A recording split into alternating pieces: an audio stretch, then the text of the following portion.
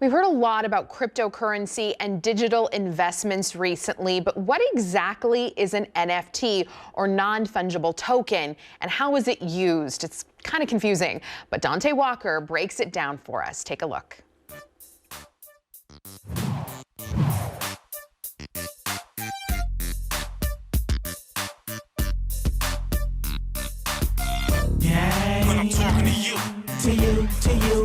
What are NFTs? Is it correlated directly with the art market? Not exactly, right? Confused as to what they are?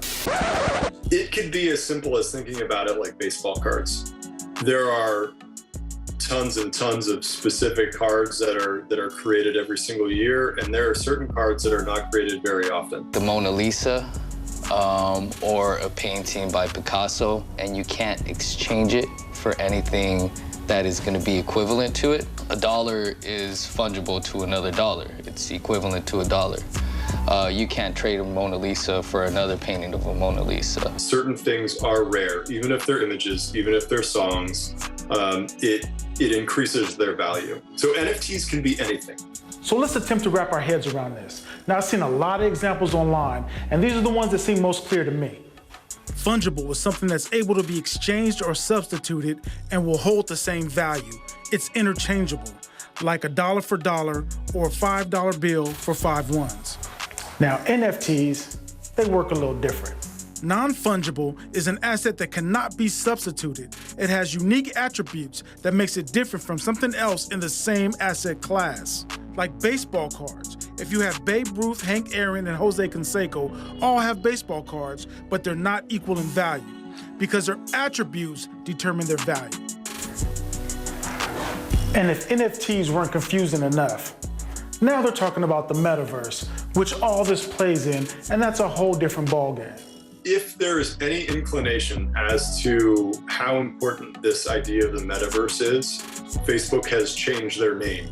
I am proud to announce that starting today, our company is now Meta. And so the Metaverse is all about having content, having ownership in the digital space. I mean, there's digital real estate that's happening right now. There are places like Decentraland, and then some stuff on Sandbox. Snoop Dogg is way big into Sandbox. The Metaverse it really is just this whole digital world where you can buy things, you have a persona, you have a footprint, and it's there, we're part of it, we just don't realize it that much right now. I think that we'll see more and more virtual reality as we continue on. In a very serious way. Anything that you can dream up in the real world, or the non-digital world that we use for banking, for like credit cards, transactions, etc., ownership, images, all of this, almost anything that you can dream up in the real world, there is a really practical, fast, scalable use and technology that has been implemented in cryptocurrency and blockchain.